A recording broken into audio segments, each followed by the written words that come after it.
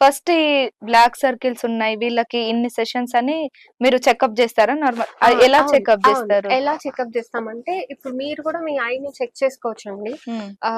ఇప్పుడు మీ కంటి కింద మీరు 2 చేతులు పెట్టి అద్దం ముందు చూసుకొని, మీరు కిందకి అనుకుంటే ఐస్ దగ్గర ఒకవేళ పిగ్మెంటేషన్ గనుక తగ్గింది అనుకోండి, అప్పుడు మీకు నల్లదనం ఉన్నట్టు.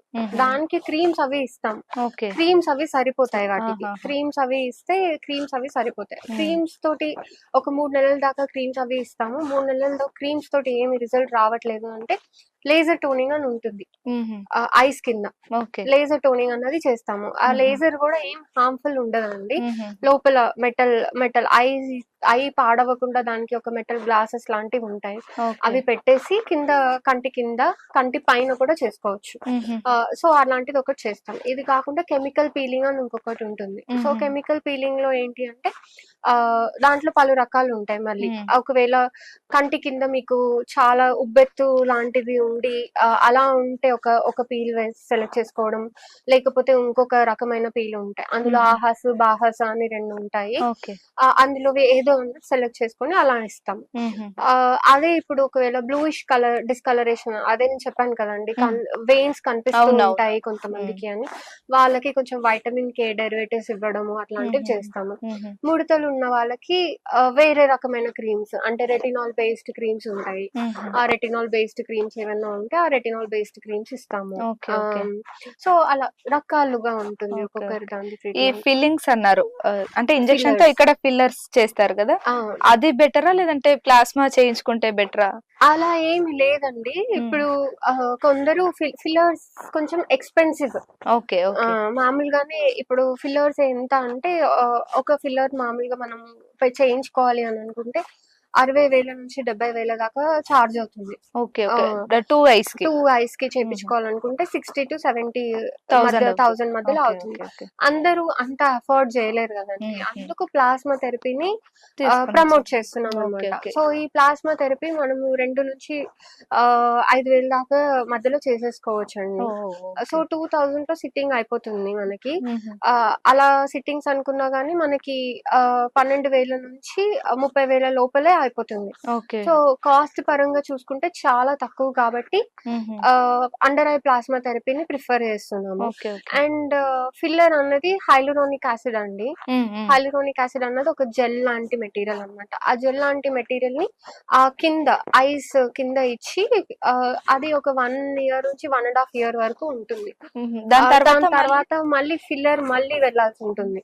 దానికి మళ్ళీ 70,000 వరకు మీరు పెట్టుకోవాల్సి ఉంటుంది. సో ఈ ప్లాస్మా థెరపీ అన్నది ఏంటి అంటే మీ ఓన్ రక్తమే కాబట్టి ఇట్స్ ఎ న్యాచురల్ ప్రాసెస్ లాగా అన్నమాట. ఇప్పుడు హెయిర్ కి చేస్తున్నాం కదా, హెయిర్ కి బాగా ఫేమస్ కదండి ప్లాస్మా థెరపీ. అలానే ఇది న్యాచురల్, మీ బ్లడ్ నుంచి తీసుకొని అందులోంచి ప్లేట్లెట్స్ తీసుకొని దాన్ని రిజనరేట్ చేస్తున్నాం అన్నమాట. సో అలా న్యాచురల్ ప్రొసీజర్ ఇది. మరి వీటి వల్ల సైడ్ ఎఫెక్ట్స్ ఏమైనా వచ్చే అవకాశాలు అట్లా? అండర్ ఐ పిఆర్పి వల్ల సైడ్ ఎఫెక్ట్స్ పర్సనల్ గా ఏమి ఉండవండి. కాకపోతే ఇంజెక్షన్ చేసిన తర్వాత స్వెల్లింగ్ ఉంటుంది. ఒక 2 రోజుల వరకు కళ్ళ కిందనే ఇంజెక్షన్ చేస్తాం మనము. పాయింట్స్ ఉంటాయి, ఆ పాయింట్స్ లో ఇంజెక్ట్ చేస్తాం. ఇంజెక్ట్ చేసిన తర్వాత స్వెల్లింగ్ ఉంటుంది. అది 2 days ఉంటుంది. 2 days కొంతమందికి 1 day ఉంటుంది. 1 day or 2 days కొంచెం స్వెల్లింగ్ ఉంటుంది. అది తగ్గిపోతుంది, దానంతట అదే న్యాచురల్ గానే తగ్గిపోతుంది. ఒక చిన్న లిక్విడ్ కదండి మనం అక్కడ ఇంజెక్ట్ చేస్తున్నాం, ఎక్స్టర్నల్ ఏజెంట్ లాగా. అది మన లిక్విడే కాబట్టి స్లోగా లిక్విడ్ అదంతట అదే కరిగిపోతుంది. ఇప్పుడు ఫిల్లర్ కి అయితే అలాంటి సైడ్ ఎఫెక్ట్ ఉండదు, అది స్వెల్లింగ్ లాంటిది ఏది ఉండదు. కాకపోతే ఎక్స్పెన్సివ్ ప్రొసీజర్, మళ్ళీ 1.5 years కి ఇంకొకసారి రిపీట్ చేసుకోవాల్సి ఉంటుంది. దీనికైతే అలా కాదు, పర్మనెంట్ గా ఇప్పుడు మనం ఐ రిపేర్ మళ్ళీ మన స్లీపింగ్ హ్యాబిట్స్ రెగ్యులర్ గా చేసుకొని అలా ఉంటే ఇది ఇంకా కంటిన్యూగా పర్మనెంట్ గానే ఉండిపోతుంది. దాని రిజల్ట్ ఏదైతే ఉంటుందో అది. ఫిల్లర్స్ చేస్తాం కదా ఇక్కడ, అప్పుడు కళ్ళు ఉబ్బినట్టు ఇలా ముట్టుకుంటే మన ఇప్పుడు ఉన్నట్టే ఉంటదా లేదంటే అదేమైనా డిఫరెంట్? ఫిల్లర్ కి అలాంటి ఇబ్బంది ఏమి ఉండదండి, కళ్ళు వాసినట్టు అలా ఏం ఉండదు. అండర్ ఐ పిఆర్పీకే అదే ప్లాస్మా థెరపీకే స్వెల్లింగ్ ఉంటుంది. 2 days లో సబ్సైడ్ అయిపోతుంది, కంప్లీట్లీ సబ్సైడ్ అయిపోతుంది. అంటే అది మీ ఓన్ బ్లడ్ కదా, బ్లడ్ సర్క్యులేషన్ లోకి స్లోగా వెళ్ళిపోతుంది అనమాట. సో ఫిల్లర్ కి అయితే అసలు అలాంటిది ఏది కనిపించదు. అండర్ ఐ పిఆర్పికి స్వెల్లింగ్ అనేది ఉంటుంది. ఇంకా స్వెల్లింగ్ వద్దు నాకు అనుకున్న వాళ్ళకి ఫిల్లర్ కి వెళ్తాం మేము. లేదు కొంచెం కాస్ట్ ఎఫెక్టివ్ గా న్యాచురల్ గా మాదే మాకు అన్నట్టుగా మళ్ళీ 1.5 years తర్వాత నేను చేయించుకోలేను అనుకున్న వాళ్ళకి మేము ప్లాస్మా థెరపీకి వెళ్తాం. ఓకే.